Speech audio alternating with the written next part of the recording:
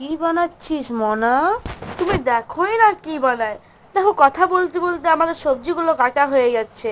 একদম ছোট ছোট করে সবজিগুলো কাটতে হবে। বাঁধাকপি, গাজর, কাঁচা লঙ্কা, ক্যাপসিকাম আর রসুন আদা একটু, তারপর ধনে পাতা, পেঁয়াজ, তারপর ময়দাটা একটু হালকা নরম করে ও আচ্ছা। হ্যাঁ, ময়দার মধ্যে একটু লবণ আর একটু সাদা তেল দিয়ে ভালোভাবে মাখতে হবে। তারপর কড়াইয়ে গরম তেল করে রসুন আর একটু আদা কুচিটাকে দিয়ে দেব। একটু ভাজা ভাজা হয়ে গেলেই সব সবজিগুলো দিয়ে দেব।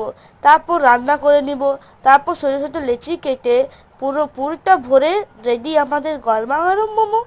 সো গাইস, দেখো আমি খুব দুঃখিত। আমি দেখো আমার স্টোরেজের জন্য তোমাদের সামনে পুরো ভিডিওটা তুলে ধরতে পারলাম না। তো যতটা পেরেছি আমি দেওয়ার চেষ্টা করেছি।